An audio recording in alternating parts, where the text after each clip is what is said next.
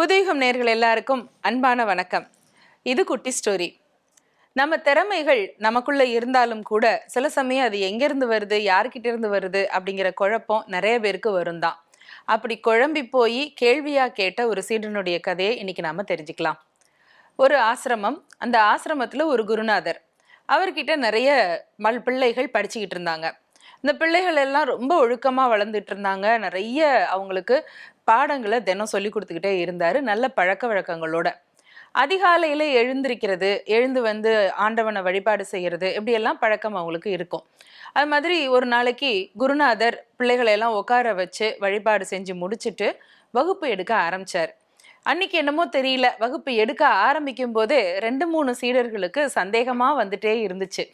ஒரு பையன் கேட்டான், குருவே, இந்த ஆசிரமத்துக்கு நிறைய பேர் வர்றாங்க.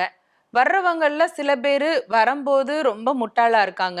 வந்து கொஞ்சம் மாசம், 1 வருஷத்துல 2 வருஷத்துல பாடம் படிச்சு அப்புறம் கொஞ்சம் அறிவாளியாகி வெளியில போறாங்க. இன்னும் சில பேர் வரும்போதே அறிவாளியா இருக்காங்க, இன்னும் அறிவாளித்தனமா இங்க ஆகுறாங்க. இன்னும் சில பேர் இருக்காங்க, பல பேர் அந்த மாதிரியான இருக்கிறவங்க வந்து எவ்வளோ சொல்லி கொடுத்தாலும் அவங்க மாறவே மாட்டேங்கிறாங்க. அவங்களுடைய முட்டாள்தனம் அப்படியே இருக்கு. இப்படி வித்தியாசமா ஆகுறாங்களே, இதுக்கு என்ன குருவே வழி? இது நிஜமா இப்படித்தான் இருக்கணுமா எல்லாரும் அப்படின்லாம் கேட்டு அவர் அப்படியே குழப்பமா கேட்டாரு. இதுக்கு குரு பதில் சொல்றதுக்கு ஆரம்பிக்கிறாரு. அப்பவே இன்னொரு மாணவர் உடனே கேட்டாரு, அது சரி குருவே, இந்த மாதிரி முட்டாளா வரக்கூடிய மாணவர்களுக்கெல்லாம் அவங்களுக்கு அறிவை கொடுத்து ஞானத்தை உருவாக்குறீங்க இல்லையா? நீங்க எப்படி உங்க உடம்புக்குள்ள இருக்கிற அந்த ஞானத்தை நீங்க அவங்களுக்குள்ள புகுத்துவீங்களா உங்க மந்திர சக்தி மூலமா அப்படின்னு அந்த ப்ராசஸ் எல்லாம் கேட்க ஆரம்பிச்சா அந்த பையன். இப்ப குரு சிரிச்சுட்டே சொன்னாரு, உங்க 2 பேருடைய கேள்விக்கும் பதில் இருக்கு, அதுக்கு நான் ஒரு குட்டி கதை சொல்றேன் அப்படின்னு குட்டி ஸ்டோரிக்குள்ள ஒரு குட்டி கதை சொல்ல ஆரம்பிச்சாரு நம்ம குரு. என்னன்னா, ஒரு ஊர்ல ஒரு பெரிய மல்யுத்த வீரர். இந்த மல்யுத்த வீரர் எங்க போனாலும் ஜெயிச்சுட்டு வந்துருவார். அவர்கிட்ட யாரு வந்து சண்டைக்கு நின்னாலும் எதிராளி தோத்துதான் போவாங்க. இந்த மல்யுத்த வீரரை யாருமே ஜெயிக்க முடியல அப்படின்றதுல எல்லாருக்கும் ஆச்சரியம் இருந்துச்சு. அதுக்கான ரகசியமா என்ன அப்படின்னா, சண்டைக்கு போறதுக்கு முன்னாடி அவருடைய நெற்றியில ஒரு செயின் மாதிரியான ஒரு ஆபரணத்தை அணிஞ்சிட்டு தான் சண்டைக்கு போவாரு. தலையை சுத்தி செயின் இருக்கும், கரெக்டா நெற்றி பொட்டுக்கு மேல அதுல ஒரு சின்ன டாலர் இருக்கும். அது ஒரு சென்டிமெண்டான ஆபரணம்னு வச்சுக்கோமே.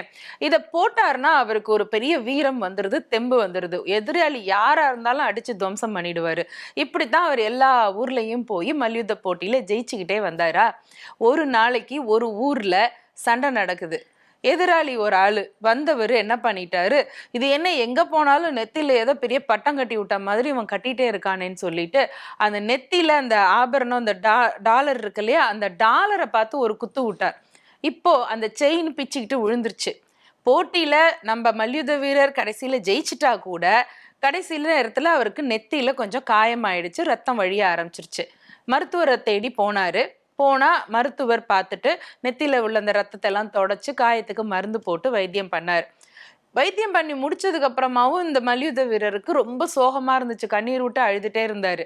அப்ப மருத்துவர் சொன்னாரு, காயத்துக்கெல்லாம் தான் மருந்து போட்டுட்டேனே, இப்பவும் வலிக்குதா உங்களுக்கு? ஏன் இப்பவும் கண்ணீர் விட்டு அழறீங்க? நீங்க பெரிய வீரராச்சே, இப்படி எல்லாம் அழலாமா அப்படின்னு கேட்டதுக்கு அப்ப அந்த மல்யுத்த வீரர் சொன்னாரு, நெத்தில வச்சிருந்த அந்த டாலர்ல விலை மதிக்க முடியாத ஒரு பெரிய மாணிக்க கல்லு வச்சிருந்தேன். அந்த கல்லு தான் எனக்கு சக்தி கொடுத்துச்சு. ஆனா இப்ப அந்த மனுஷன் என்னை குத்துன குத்துல செயின் பிச்சுக்கிட்டு போயிடுச்சு. அந்த கல்லும் எங்கேயோ விழுந்துருச்சு டாலர், காயம் வேற பட்டு போச்சு. எனக்கு அதுதான் மனசு வருத்தமா இருக்கு. எனக்கு இனிமே ஜெயிக்கிறதுக்கான வாய்ப்பே கிடையாது, நான் தோத்து போயிடுவேன் போல இருக்கு அப்படின்னு புலம்ப ஆரம்பிச்சாரு. டாக்டர் சொன்னாரு, கவலையே படாதீங்க, உங்களுடைய சக்தி உங்களை விட்டு எங்கேயுமே போகல. இத்தனை வருஷமா அந்த கல்லை நெத்தியில கட்டிட்டு தானே நீங்க சண்டைகள்ல ஜெயிச்சிங்க இல்லையா, அந்த கல்லினுடைய சக்தி இப்ப அந்த நெற்றி பழந்தது இல்ல, அது வழியா உள்ள போயிடுச்சு.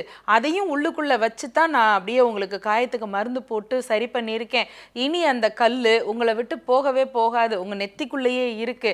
அதனால இனிமே நீங்க தனியா ஒரு செயின் வச்சு அதை நெத்தியில கட்டிக்கணுங்கிறதே கிடையாது, நீங்க தைரியமா சண்டைக்கு போகலாம் அப்படின்னு சொல்லி அவருக்கு சிகிச்சையை முடிச்சு அதுக்கப்புறம் மருத்துவமனையிலேருந்து வீட்டுக்கு அனுப்பிச்சிட்டாரு.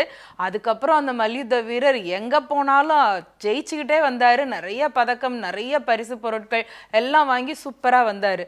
ஆனா நிஜம் என்னன்னா, அந்த கல்லு போனது தான். ஆனா டாக்டர் ஒரு பொய் சொன்னாரு, அது உனக்குள்ளதான் இருக்கு அப்படின்னு நம்ப வச்சாரு. இந்த வீரர் ஜெயிச்சாரு.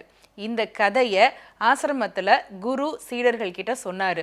அப்படின்னா என்ன அர்த்தம்னா, நான் எடுக்கிற பாடத்தை எடுத்துக்கிட்டு தான் இருக்கேன், முட்டாளாவே இருக்கிறதும் முட்டாள் அறிவாளியாக ஆகிறதும் கொஞ்சம் அறிவாளி ரொம்ப பெரிய ஞானியா மாறுறதும் அவனவனுக்குள்ள இருக்கக்கூடிய உள்கிரகிக்கும் ஆற்றலை பொறுத்து தான் இருக்கு. எல்லாருக்குள்ளேயும் ஒளி இருக்கு. அந்த ஒளியை துலக்கி வெளியில கொண்டு வர்றது மட்டும்தான் ஆசிரியர்களுடைய பணி அப்படின்னு குரு எல்லா மாணவர்களுக்கும் சொல்லி முடிச்சாரு. இந்த பாடம் நமக்கும் தான் இல்லையா? சிந்திக்கலாமா? நன்றி.